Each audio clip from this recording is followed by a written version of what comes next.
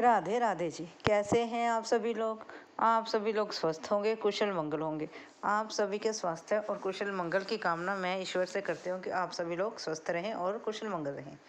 आज हम बात करते हैं अर्जुन जी की और श्री कृष्ण जी की। एक बार अर्जुन और श्री कृष्ण जी कहीं जा रहे थे। चलते चलते अर्जुन ने श्री कृष्ण जी से कहा, हे पार्थ, मैं आपसे कुछ पूछना चाहता हूँ। श्री कृष्ण जी बोले, हाँ पूछो, क्या पूछना चाहते हो? अर्जुन ने कहा, सोच लो आप मुझे बताएंगे दान का क्या महत्व है? श्री कृष्ण जी बोले, हाँ क्यों नहीं। फिर अर्जुन बोला, हे कृष्ण जी, हे पार्थ, आप मुझे ये बताएं कि दान तो मैं भी करता हूँ और दान करण भी करता है, लेकिन फिर भी सभी करण को दानवीन करण क्यों कहते हैं? तो कृष्ण जी थोड़ा मुस्कुराए और बोले, सुनो अर्जुन, मैं तुम्हें इसके बारे में विस्तार से बताता हूँ।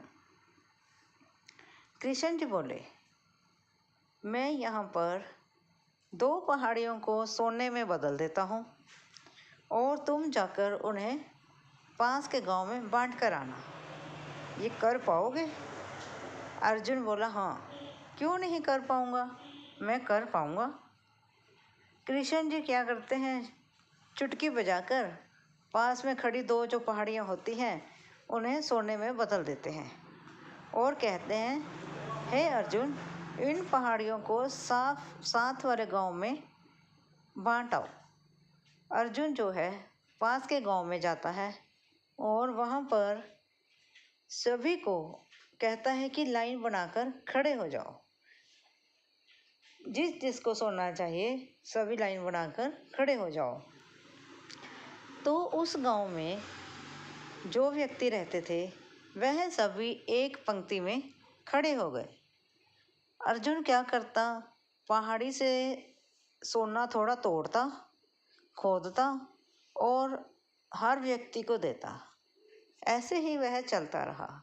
अर्जुन सोना तोड़ता रहा और लोगों में बांटता रहा। करते करते सारा दिन बीत गया और रात भी बीत गई। ऐसे ही करते करते 2 रातें 2 दिन बीत गए, लेकिन जो पहाड़ी है उसका सोना खत्म नहीं हुआ, वो यूं की त्यों ही बनी रही। जब 2 दिन और 2 रातें सोना बांटने में निकल गई तो अर्जुन जो है थक गया। वह श्री कृष्ण से बोला, हे पार्थ, मैं तो दान करते हुए थक गया हूँ, मुझे कुछ विश्राम चाहिए। तो श्री कृष्ण जी ने कहा, चलो अर्जुन, अब तुम फिर विश्राम कर लो। तो श्री कृष्ण ने करण को बुलाया। जब करण उस गांव में आया तो कृष्ण ने कहा, हे करण, ये 2 जो पहाड़ियाँ हैं ये सोने से लथपथ हैं और तुम क्या करो, इन पहाड़ियों को, इन सोने को इन गांव वालों में बांट दो। जितनी जिसमें समर्था होगी उसको बांट दो। करण ने क्या किया, गांव वालों को बुलाया और कहा, ये 2 जो सोने की पहाड़ियाँ हैं, आप लोगों को जितनी जितनी ज़रूरत है अपने समर्था के अकॉर्डिंग इस पहाड़ी से आप सोना ले सकते हैं। उस गांव के लोग आते गए, सोना लेते गए और अपने घर जाते रहे। करते करते काफ़ी सारे लोग द्वारा भी सोना ले गए और करण वहाँ से चला गया।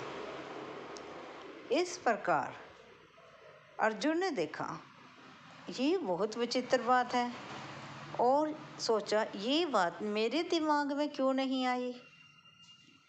तब श्री कृष्ण ने बताया कि करण को इस चीज़ से कोई फर्क नहीं पड़ता कि कोई भी व्यक्ति उसके बारे में क्या कहता है, क्या बोल रहा है, आगे बोल रहा है या पीछे बोल रहा है, अच्छा बोल रहा है या बुरा बोल रहा है। वह आया, गांव वालों को सोने के लिए कहकर चला गया। इसीलिए सभी लोग उसे दानवीर कर्ण कहते हैं। और हम लोग क्या करते हैं, 1 रुपया दान करते हैं और पूरे गांव में ढिंढोरा पिटवा देते हैं। ऐसे ही जब लोगों को तुमने सोना बांटा, वह तुम्हारे जयकारे ला रहे थे, अर्जुन की जय हो, अर्जुन की जय हो। यह सुनकर तुम में अहंकार आ गया था। यही तुम्हारे और अर्जुन में फर्क है। इसी प्रकार जिस प्रकार से श्री कृष्ण जी ने कर्ण और अर्जुन के दान के बारे में हमें अंतर बताया है, उसी प्रकार से हमें भी अपने जीवन में संयम से काम लेकर जो काम हमारे लिए जरूरी है वह करें। ये कोई ज़रूरी नहीं है दिखावा करें, दिखावा ना करें। जो काम करें चुपचाप करें, संतुष्टि से करें। अगर आपकी आत्मा को प्रसन्नता होती है, खुशी होती है, तब काम करें, अदरवाइज ना करें।